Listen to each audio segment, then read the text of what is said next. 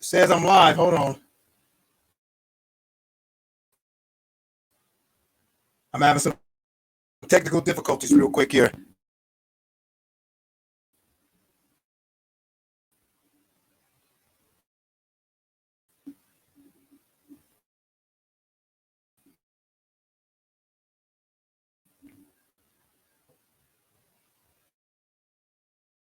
Hold on.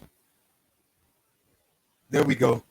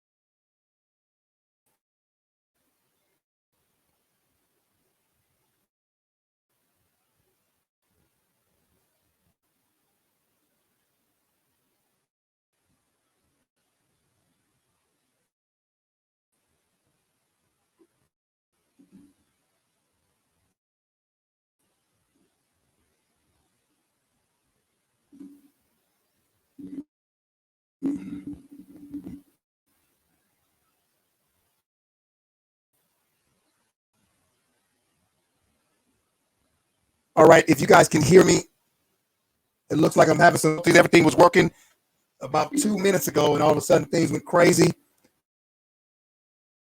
And so I'm going a little bit slower. Let me.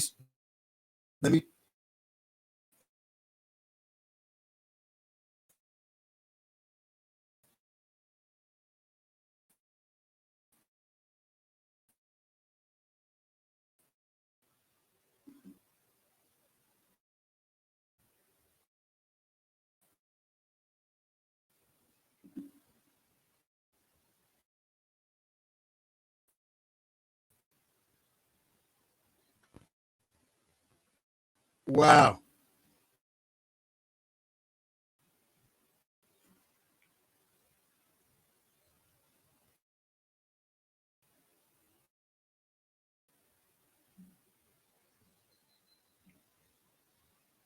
How we looking? Look like I'm on.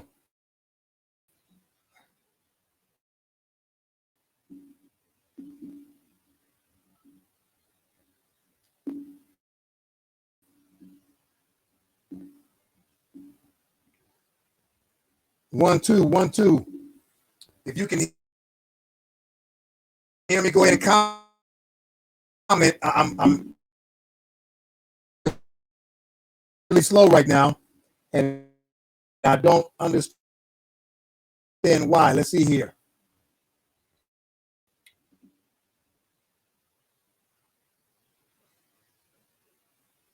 Everything everything is going slow. It's going crazy. Wow. Okay, everything is going crazy.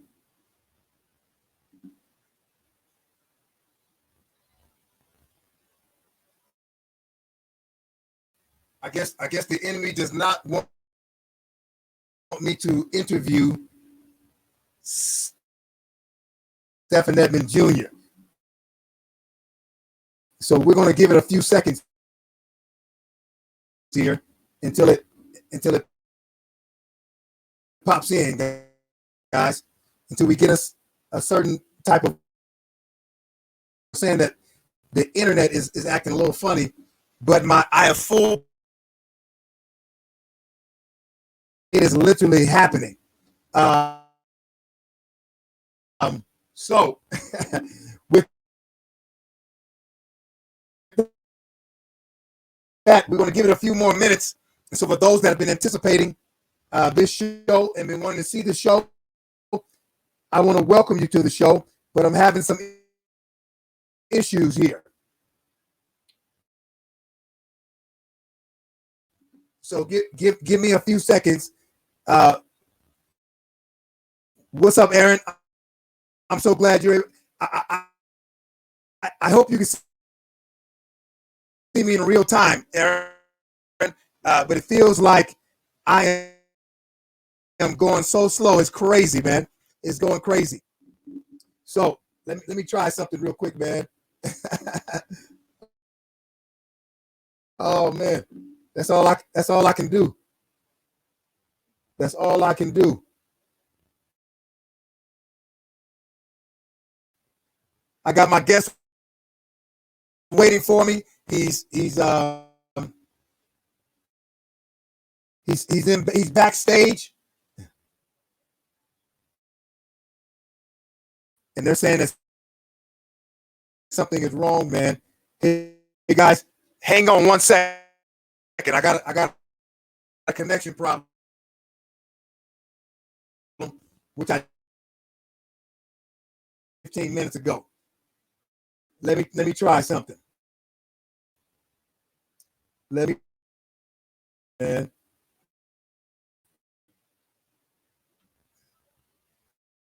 Hold on. We're gonna get this thing started. We're gonna get together. So give me a minute.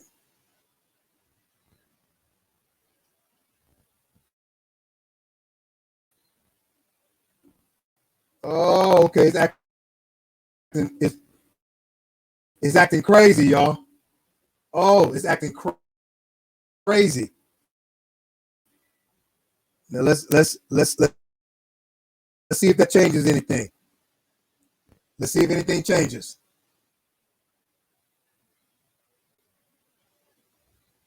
Come on now. Couple more minutes. Couple more minutes.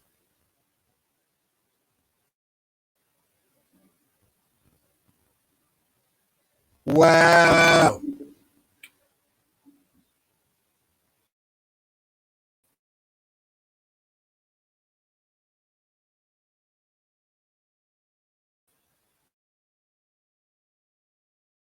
I was just telling my guests we never really.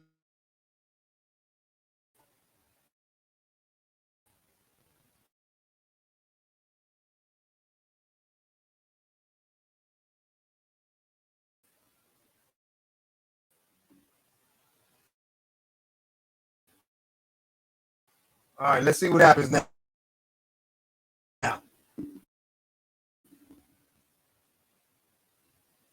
Let's see what happens now. It's telling me to hold up for a second. Man, man, man. Yeah. Yeah. Come on.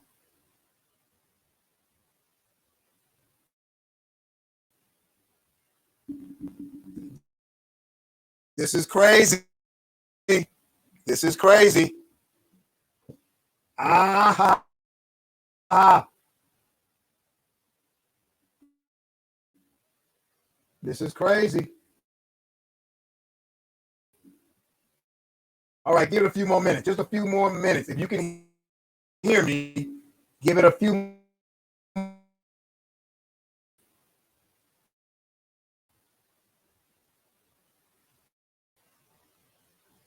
more minutes. Looks like my program is telling me to give them a few more minutes. They said they're working on the system, and that it's going to be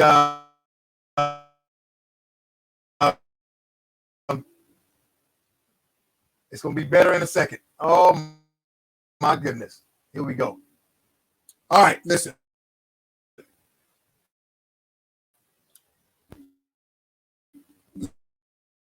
Let me see real quick how we're going to do this. How is this going to happen?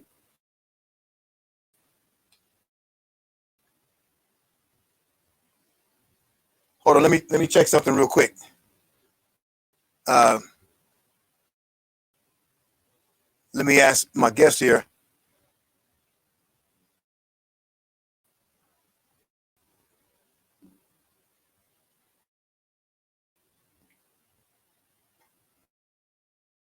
Nah. Okay.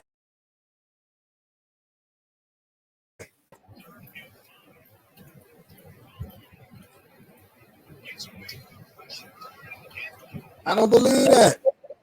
It's okay. But I'm going to continue with this interview. Listen, if you can hear what I'm saying to you, I want you guys to know that you guys are my sponsors, and I thank you for what you've been doing and how you've been sponsoring and giving into the show. You guys have been a blessing to the throne. Once again, cash app us and take it to the throne. Your $5 a month, $1 a month. There's those putting $10 a month, and then $100 a month. Let's go do that we're doing, I believe. So without further ado, because my YouTube don't see a slow down version of me, because that looks kind of funny right now. I feel like I'm in those pictures, movements. It's weird, okay? But without further ado, in myself for quite some time, okay? Some of you guys know this guy is. Do not want to miss this interview. You can, matter of fact, you can go on Spotify. It's going to be on iHeartRadio, but it's going to be just a vocal hit at Podbean on iRadio, and you can see it on Spotify. I'm going to end. He's ready to go. He's ready to talk about what you guys are welcome to the show, Stephen Edmond Jr.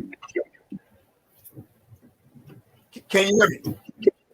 Yeah, I can hear you. Can you hear me, Stephen? You are now live. All right. What's going on, everybody? Can you hear me? Yeah. Live. Can you hear me?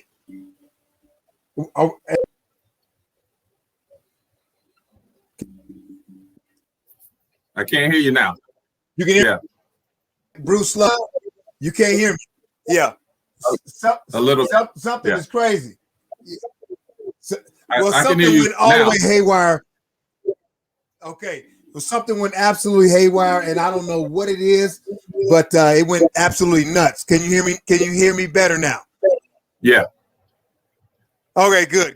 Well, because the internet is acting a fool, I don't know. Okay, seemed like I just got a text saying it might be my screen. Okay, so it looks like it's just on the screen now. Stephen Edmond Jr. Okay, listen, it's a treat to have you on my show. I've known you all my life, right? Right. Yeah. Most people don't know that I've known you all my life. Some people don't even know who you are to me, but I'll save that for later, okay? I'll save that for later. What I want to jump right in, and ask you a couple questions here. Yeah. When did you know that you could sing? When did you know that you had something that could can you woo woo woo? You knew you had it. Well, I knew I could I knew that I could sing when I was maybe like 5. It was an early age. I would go in my dad's in his apartment, and he had the piano. I would get on his piano and bang. But also I would just like make up songs, and to me I sound good. You know, I was like, in my kid mind, I was like, oh, I have a voice. Until somebody really heard it when my dad lived in Pittsburgh, and I was out there with a couple of my friends, and I wrote this song when I was a kid. It was called "You Are the Stars." You are the stars. You are the moon. You are the sun. Over my head. Over my head. So I was like, I wrote that song. And I was singing it to a couple of my friends, and they're like, "Oh, we'll do the background." So we went around the whole apartment complex singing that song. And so my dad was the manager, so of course they were like, oh yeah, little Steven, you come on in here. And so I sang to like half of the complex of people. We just went around, my little group just went around to each apartment and knocked on the door and asked if we could sing to them, and they were like, oh, come on in, baby, yeah, let's see you sing. And so that was like my first performance. I think I was like 11, so that was like my first performance singing in front of people I never knew. And then they told my dad, and he was like, of course, that's my son. So yeah, of course you know how to sing, right? Yeah. Now, saying that, what genre of music really just gets you? I mean, it's when you hear, you go, this is all I ever want to hear. What genre of music is that? It's 80s and 90s R&B. That's all for me. I mean, I'm not saying that the new stuff is not good, but to my liking, it's 80s and 90s R&B. Just love it. That's always called to me. That's always been the one that I love, that grown and sexy music. And so that's basically what I listen to now. I mean, I listen to some new stuff, but majority of the time, like the new song with I think I want to say pronounce his name Anderson Pete. I think that's his name. I'm not really sure, but it's him and Bruno Mars. Yeah. Leave the door open. That song, I listen that, to that over and over. My wife, like, she gets tired, but that just brings me back to the 80s and 90s. I just love that song too. So that is the jam. That is the jam. And I got to tell you, I am an absolute 80s and 90s R&B guy. Some early 2000s, but 80s, 90s is my thing. If a new guy comes out with music and it sounds like that, I'm all over it. I'm all over it. Okay, good. That's good to know. So I want the audience to know what type of music. Now let me say this: is the 80s and 90s R&B? Is that something you feel needs to come back on the scene more, or do you think that what these youngsters are doing with the R&B now is the new thing? I mean, everybody, can do their own thing. Is whatever you feel, whatever you grow up, you've grown up with. But for me, I believe that type of music is coming back. You've seen what Bruno Mars did with, like I said, I can't think of his name, but the other guy that's sang with him. But they, that's the type of music that they play, and people are in love with. That's 80s and 90s R&B. He's bringing back the funk, that love making music, and so there's nothing wrong with the other type of music if that's what you like and that's what you enjoy. But how I feel is, like, I believe that it's coming back, that it is back. I just think a lot of times people are not used to that sound, and they're not used to that type of the way that people are singing the lyrics of love and romance and stuff like that. So I think people are starting to get a hold of it. I think people are starting to understand it, and like, okay, this does sound good. It's the type of song my mom used to listen to, and that, so it kind of brings them back. And so that's what I enjoy. So I think it's coming back. I think it's back already. If you really right. Okay. Okay. And I guess what I was going to ask you is, as a musician, as a songwriter, we're going to talk here in a minute about your company and what you have. You just started this company. You're not new to the music industry. You're not new to what you're doing. And so I guess my other question before because I want the people to kind of know who you are and know the thing that's happening to you and why you sing what you sing and why you do what you do. And along the lines is that would be your testimony. And I know some things about you, but my audience don't know. They've probably never even seen you before, and so a few of them haven't. And so we'll get into that. But do you think that we're missing that type of love and romance today? I mean, I believe so. Like I said, it's out there, with like with her, is different artists that are singing that type of music, but it's not getting enough exposure because of, a lot of radio don't want to play that type of music because they believe that it's not in, but it's very prominent around, local areas, and it's talented people out there that make this type of music, but it's just not getting pushed by the media, the music industry, the media, the music media, and all that stuff. So it's hard to kind of get your sound to kind of stick because of pop and a lot of the new school that's coming out. With the romance, it's hard because a lot of times now people are called simps if they want to be romantic to a girl or loving to somebody, and then they think that they squares or they're simps, the new word, and it's like, it's okay to romance your woman. It's okay to love her. It's okay to to sing about a woman who broke your heart, or sing about relationships, sing about, how love made you feel this way. And love is universal. So it never ends. And it's okay if you want to be, not romantic, that's fine. But deep inside, we know behind the closed doors, you talking about, baby, I love you, baby, I love you. Music is talking about, I just want you to, scrub my feet and vacuum my floor. And it's like, no, if you just trying to, if that's your image, then that's your true image. But we know behind the doors, you're not really like that, because not a lot of women want a man like that. If you think about it, a lot of them want that type of man that's going to, of course, be a man, but also show romance, tell them that they love them, tell them how much they appreciate them.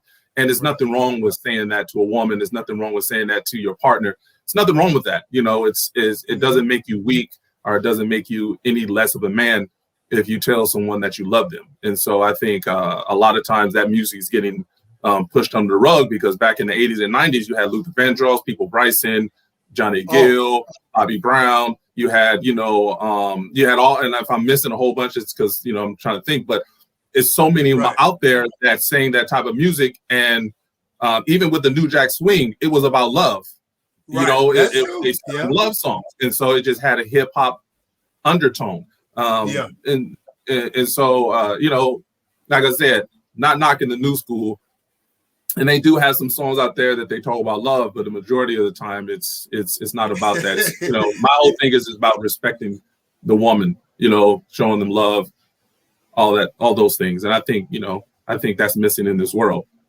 Wow. Well, I'm glad you said it, because there's a lot of people that don't say it. And I'm glad you said that because, I would call myself a closet romantic, you know what I mean? And there are things I want to do or say and stuff like that. But if I'm with my woman, I'm not going to be bumping NWA. You know what I'm saying? Right. You know what I'm saying? Like, let's get this going, girl. No, I'm not. You know what I mean? I'm gonna throw on that Johnny Gill. Yeah. I'm gonna throw on that Luther or that New Edition. That's what I feel. So I'm glad you're sticking with the genre of music that you're talking about. I applaud you, and I'm glad you don't bend or break or try to do what everybody else is doing, because everybody else is doing it, and you're doing something. The few of you guys that are doing something with music that keeps the love and the romance involved, and the respect for women, and the respect for your spouse and your partner in love. And so, moving on from that really quick here, I know the audience is listening, they're watching. I got a few different comments already, but I want the people to know, why does singing motivate you? Something happened in your life, and I want you to explain that to the people. What happened to you to where you understood it later on in your life that this is what I have to do. This is my calling. I don't know. My health stuff, but I don't. Yeah. What I can say is that I've always wanted to sing this before my health even happened to me. I mean, this was in me. This is my purpose. This is what God put me on this earth to do. And I didn't figure that out until later on in my life. This is like way after reading books, researching, trying to figure out what my purpose was. You know what I'm saying? And I think a lot of times, a lot of people, they lose themselves in this world because we're all put on here with a purpose that we need to do something, whatever it is, man, woman, doesn't matter what you are, artist, doctor, lawyer, being a parent, being a mother, being a father, whatever your purpose is, you're put on this earth to do it. But when you fight your purpose, that's when disease happens. That's when you lose yourself. That's when you lose who you truly are. God put you on this earth for a purpose, and so you have to find that purpose, and truly not find it, what it is, but sometimes fear. And that's the thing about fear. Fear will stop you from living your true dreams, your true life. And if you allow fear to dictate you and sway you from your true purpose, then you're disrespecting what God has given you. This is a gift. He's put this purpose on you so you can share with the world. It's not a sin to share your purpose because God gave it to you. It's not wrong for you to share your purpose because this is what God has pushed you to and said, this is what you are here for, because you're giving him the glory. It's not about your glory, it's about his glory. So you're taking that purpose and you're giving it to the world. And if the world gives something back to you, it's okay. It's not because you're worldly. The world is just recognizing what God has given you. Now, once you praise God and you thank him for it, then people understand, oh my God, okay, I want to, like Chris Pratt, the guy that was an actor that's in the Avengers. His purpose was to be an actor. The movies maybe wouldn't have been what they were without him being there. So it was his purpose, his calling to do that. He still said, thank God. God is the one that did all this for me. He's a Christian. This is what he does. Right. But he lived his purpose. So many people out there, so many people in this world that are not living their true purpose and just allowing the world to dictate what they should do and what they should not do. So I agree. I agree with that. Me dealing with when I was 20, losing my kidney the first time, not knowing why it happened, not knowing what happened to me, why it was, why did it stop me? Because I was on my way with my music. I was in the studio with my cousin. I was making music. We were going to go on tour. We were going to do all this stuff. And all of a sudden, I was in college. I was in music school. All of a sudden, this happened to me. And so I lost my kidney. And, make a long story short, I lost it. I got a kidney transplant from my ex-father-in-law. His name is Victor Monarras. He gave me his kidney, and that kidney only lasted 2 years. I don't know why. Just, it could have been they took me off my medications too fast. But it was just something that happened in my life. And my faith was strong, but then it kind of broke down because I was like, God, why would you give it to me and take it away? But then as I got older and understood, it's not about what God taken away. It's things that just happened in life. This was just a plan that was put on me. It was just my plan. It wasn't, God doesn't do things. He doesn't give you gifts and take them away. It's my death was just life. Life happened. I had to deal with it. So I was on dialysis for 14 years. During that span, I had a rough time with a divorce and my father passing away, and me being in the hospital for 2 years, had to learn to walk, talk, tie my shoes, all these things. But reflecting, sitting in that hospital, I was dying. And I prayed to God. I asked him, I told him, I was like, if you don't want me here, then you need to take me, because I don't want to deal with this anymore. I'd rather leave and go home than to stay in this misery, in this hospital for 2 years and watching life pass by. I mean, I tell stories that I looked out the window and I would see the seasons pass. I would look out the window. It would be like winter, and then it'll be like fall, and then it'll be winter, and then it'll be spring, and then it'll be summer, and it went like that, and it was like a time warp until I finally had to kind of get myself together and like say, okay, I don't want to be in this situation anymore. I'm going to fight, and so I prayed and I told him that I'm not going to, hey, whatever you have for me, but I'm getting out of this. And I took the steps to do it because God already knew what I could do. He was allowing me to get through what I had to get through. He already knew I was going to get through it. He just said, I'm going to allow you, because it's free choice. He's not going to come in and put his hands on me and say, I'm going to pull you out that bed. I had to put my feet on the floor to get up to walk. Once I start walking, that's when he pushed. That's when he helped.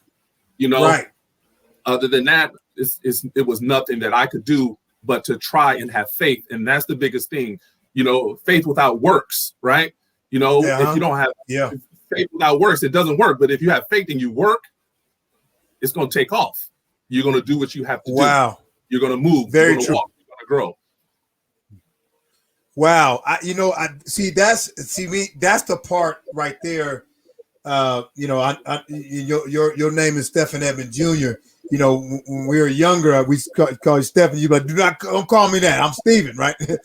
And so, Steve, I don't know. And for those that's watching right now, Stephen Edmond Jr. is my little brother. Um, and the things he told you, it still amazes me because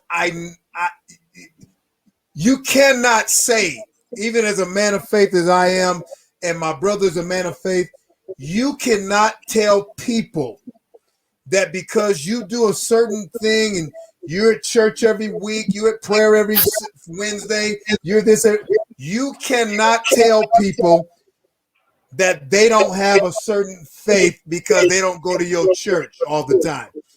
And this is something that I saw with my little brother. And I know his life was more than what I thought it could be. But God knew that. And that testimony, Stephen, right there, to me, I think a lot of people out there, what you said, I could have never coached that. I believe that was the Holy Spirit speaking through you to people out there that has this goal and dream in life, but for some reason, and you mentioned it could be fear, for some reason they won't get up and do it unless they're forced to through a sickness or financial problem or a divorce or whatever. What do you think? Right. And the thing is, instead of, I read this book and I'm going to share it with you. Okay. I read this book. It says, man, I think you guys should, check him out. I have his audio book. And he, when I first heard his book, just checking it out, I was like, it's called The War of Art, and his name is Stephen Pressfield. Okay, The War of Art by Stephen Pressfield. Okay, he doesn't call it it's fear, but we call it resistance. You know what I'm saying? You're allowing resistance to stop you. Okay, you can't allow resistance to stop you to reach your purpose. Resistance is everywhere. It wakes up in the morning with you. It eats with you. It talks with you. If you want to call it the enemy, you can call it the enemy. Whatever word you want to use, but it's called resistance. Right. When the hunter gets up and goes and hunt for his meal, he gets up. He kisses his wife, says hi to his kid. He goes out and he catches his food and he brings it back. He just fought resistance that day because he could have laid in the bed and said, no, I'm not going to go out and hunt. You know why? He needs to feed his kid. He needs to feed his family. So resistance, he didn't allow resistance to stop him. So he went out, hunted, got his catch, brought back the food, fed his family. The next day, it's the same thing. Resistance doesn't give up. It's going to always be there. But you have to be the type of person with faith and understanding who you are to fight resistance, because resistance will beat you up and beat you down. It comes in many forms. It comes in many ways, and it will talk to you as your own voice and telling you not good enough.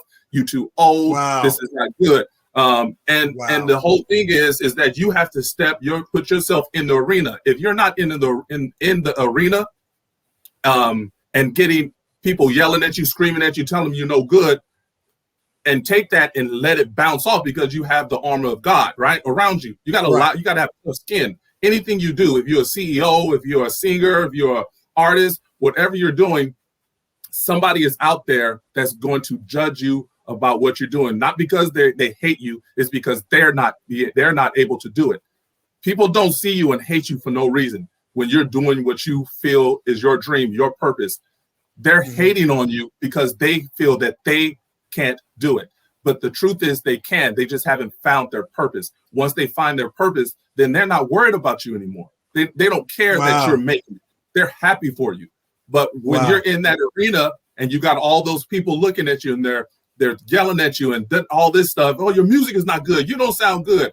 Yes, I might not sound good to you, but it's somebody out there that loves me, that loves my music. Right. So maybe my music is not for you. Maybe my art is not for you. Maybe my painting is not for you. But you know what it is? It's for that person, Susan or Diane or Jerome or whoever is out there going to love you because you're living your purpose, and they see that. Wow. See, that inspires me. See, and I want people to get inspired by who you are and what you do. And you're right. You're right. So you're saying that people people for some reason will not live out their dreams or goals or try to achieve them because they're afraid of what people might say to them, or rejection. They're scared of this resilience, right? And they're afraid of that, and so they're not willing to fight back. So what you're basically saying is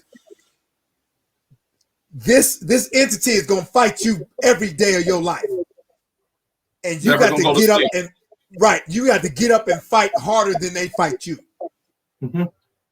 That's what it is. So people out there, listen.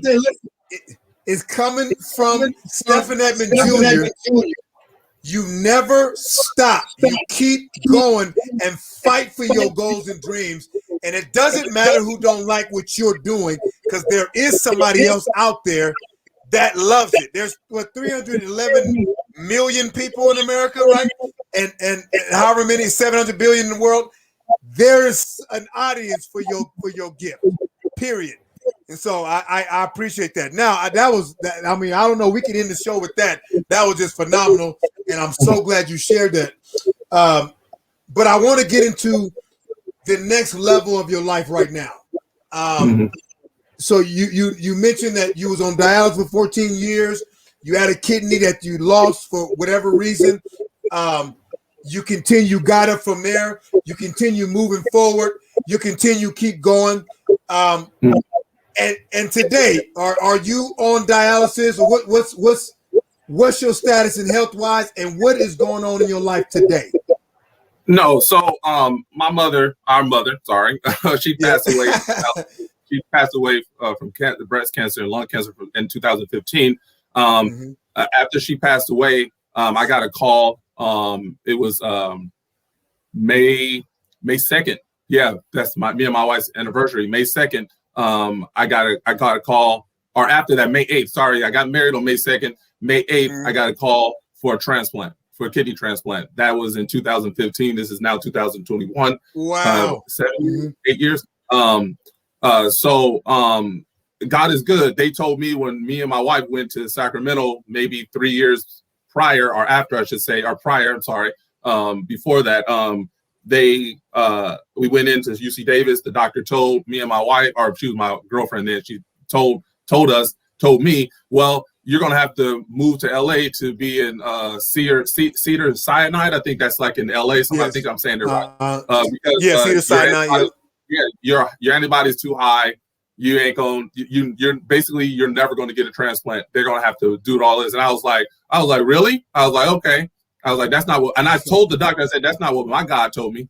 And he was like, I'm telling you. And he said, no, but I'm telling you. And I was like, well, that's not what my God is telling me. And that's not what my God told me. So I said, thank you. But I'll be seeing you back here again when I get my kidney. He was like, oh, yeah, okay. And I walked away.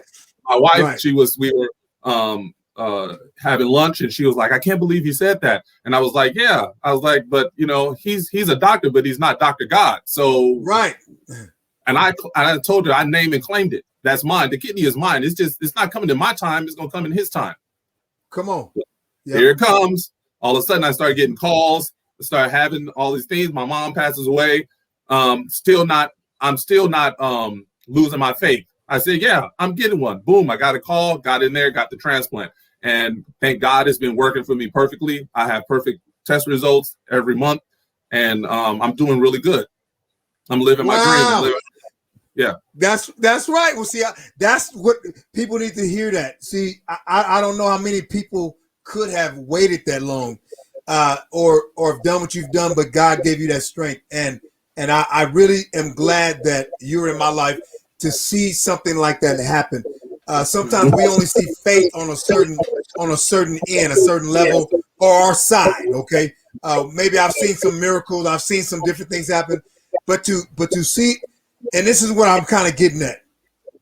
I think as believers, we put people in a certain box saying this person believes in God more than this person believes in God because I'm at church every Sunday, or I'm in the church choir. You know what I'm saying? So that guy is more godly than somebody like a Stephen that's laying in a hospital with a God gift to give to the world of singing and a gift of teaching. And I think that we have to stop doing that and allow God to be God and allow God to be who he is to every single individual, and stop pressing what we feel God is on everybody else. And I'm so glad that your story of faith goes beyond anything that I've ever heard or read. And I'm talking, and I read a lot of scripture, I read a lot of books, but your faith being that close to me, my blood brother, to see that happen in your life, and I'm just excited. So we've been on here for 42 minutes, we're like 32 minutes, but I want to get to now vocal superpowers. Please tell us what vocal superpowers is all about, and then we'll wrap this thing up. And what I want to see people, I want to see people flock to your website, flock to your email, and just find you and get in contact with you and have a conversation with you and learn from you. So go ahead and explain what vocal superpowers is. Well, I have a vocal coach. His name is Eric Arsenal. Part of the A Approach coaches right now.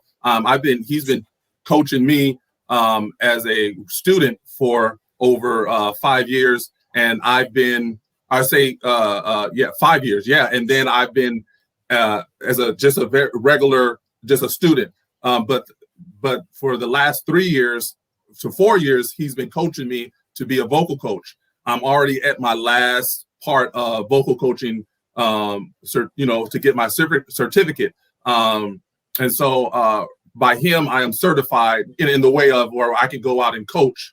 But the thing is, I can't use the Eric Arsenal name, or the A Approach name until I get certified. But I've already started coaching. He's already approved me to start coaching.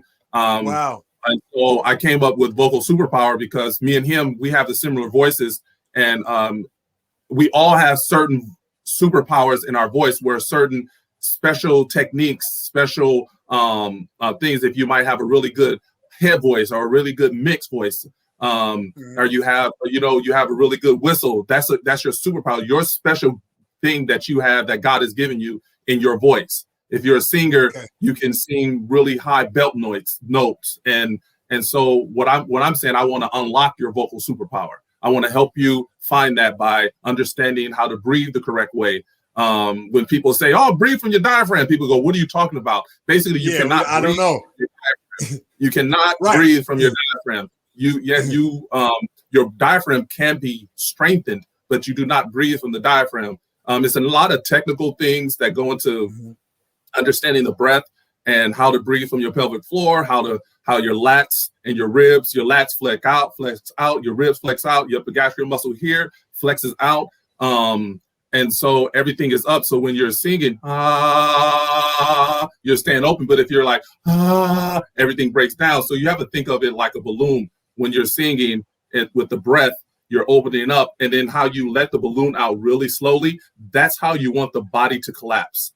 Slowly. Wow. You don't want the body to collapse fast, because that's when you get those, I love you, I need you, you right. Breath. Yeah. I love you, I need you. You're open. You stay open. I like it. And that's how you control the sound. There's a lot of technical things that I can get into, but what the vocal superpower, I want to help you unlock your certain vocal superpower. What makes your voice unique?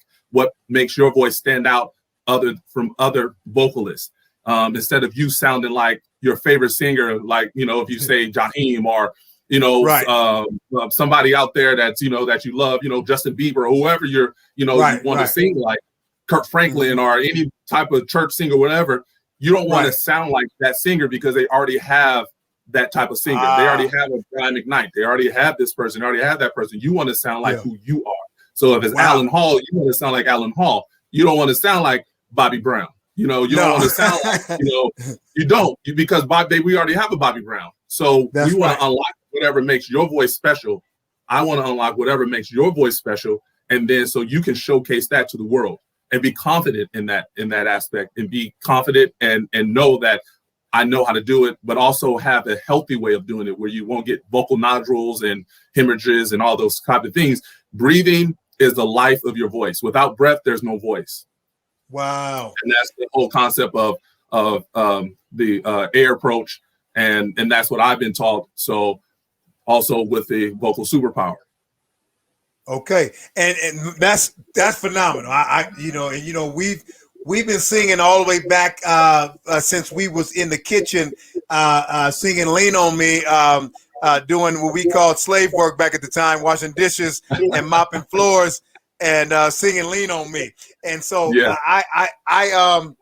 I've always known you had a great voice, and I've always said to people, my brother sings like Brian McKnight. You know, it's just who I relate that to, and I know he has some different other vocal exercise that he does, but as far as a tone, a sound, I've always told everybody that all my life. So, but what I wanted to find out real quick, and I want people to hear your music, but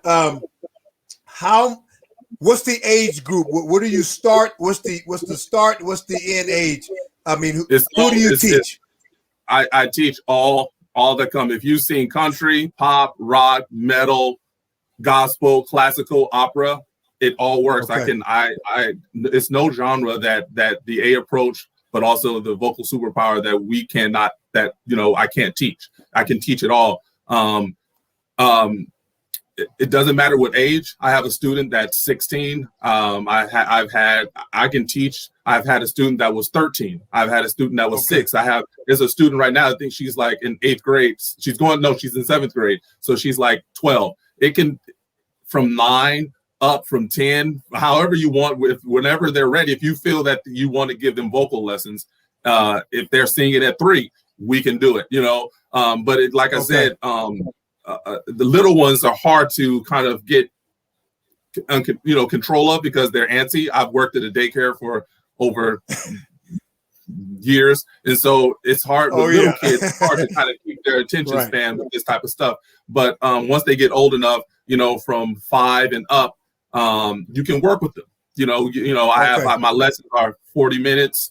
That's my lessons are an hour, and I have 30 minutes lessons, and the hour is 40 for an hour, and then my 30 it's the 30-minute lessons are 30 for an hour.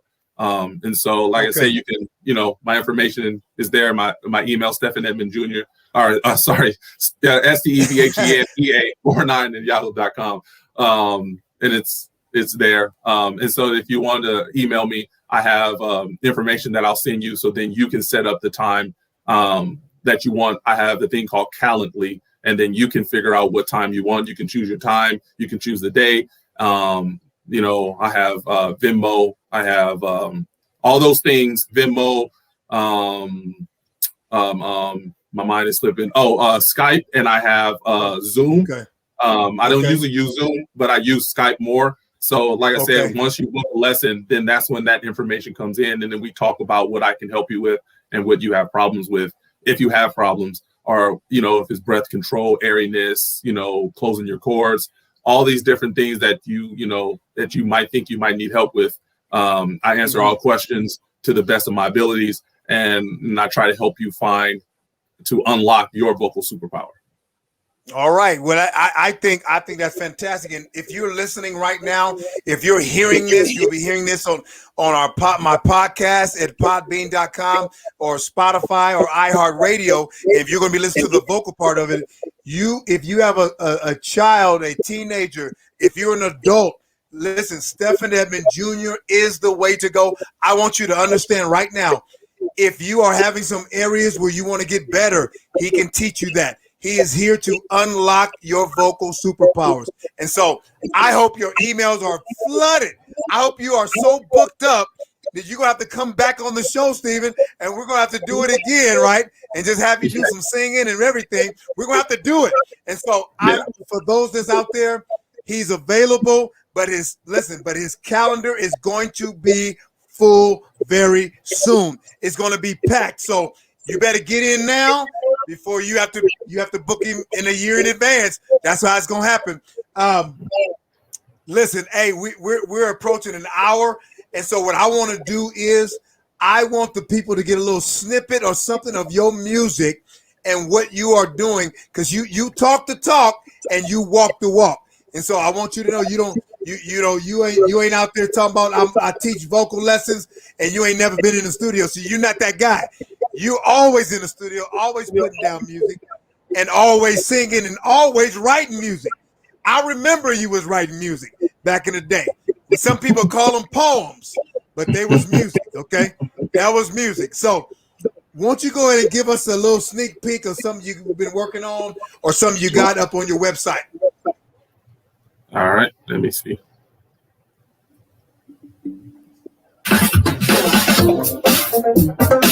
Yeah, yeah.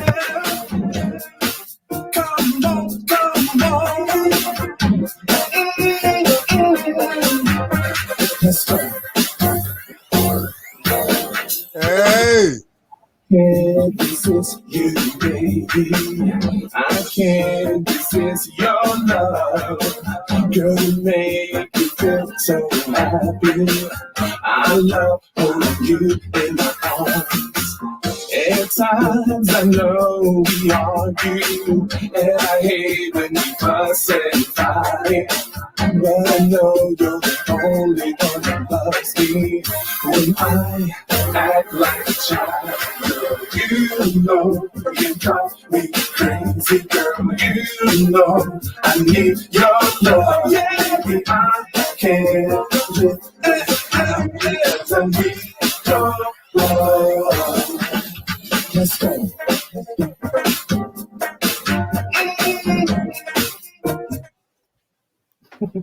Wow, listen, I was like, wait a minute, keep going, man. But you know what? I would keep going. Your nephew came in the studio and he over there gigging and dancing. You know, like when I was young in the kitchen, it's 2939 16th Street, right? And so he's over there grooving to the music. And listen, bruh, I gotta tell you something. Real quick before we gotta get out of here. I am so glad that God gave me you as a brother. I am so glad I'm able to see the things that God has done in your life. And I'm so glad that you are making the music you're making. Never stop going. Keep it up. I know you won't stop until God's done with you here on this planet. And I'm so excited that you came on the show today and just bless my audience. You bless me more than anybody, but bless my audience.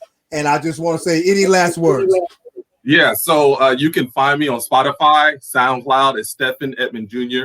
It's STEPHEN Edmond EDMOND JR. My website, the same thing. You just type in StephenEdmondJr.com. You can go to my website. You can leave your if you want like an exclusive when my new songs are dropping. You can leave it in the your email in my email box. But like I said, I'm on Spotify, SoundCloud. You can also purchase my music on Apple Music, Amazon Music, Tidal, all the streaming platforms. Like I said, it's all Stephen Edmond Jr. If you want to follow me, I'm on Spotify. I'm on Facebook, Stephen Edmond Jr., Instagram at Stephen Edmond Jr., TikTok at Stephen Edmond Jr. And hey, at Twitter, Stephen Edmond Jr., everything, all my handles are Stephen Edmond Jr. So like I said, my songs are out right now on the what do you Apple Music, and so you can check. Okay, Apple Music. Okay. Yeah, you can check all my music out on Apple Music, and there you go. Thank you for having me. I really do appreciate it, and thank you everybody for listening. And God bless. God bless also, you, little brother. Stay positive. That's right. Hey, I can't wait for the merch to come out because I want the back of my shirt to say that. You know what I'm saying? Yeah. And so, hey, God bless you, and kiss the family. Tell them I love them. And listen, we'll chat soon here. You know, and like I said, I'm just so glad you was on Take It to the Throne. I'm your host, Alan the Bishop. If you guys just tuned in, you've been on Take It to the Throne with Stephen Edmond Jr. Listen, vocal superpowers. Go get the stuff. Stop playing with him. Don't sleep on him because you're going to be wishing you had his merch before they went crazy on him, okay? God bless you, man. I love you. One love. Peace. One love. We out.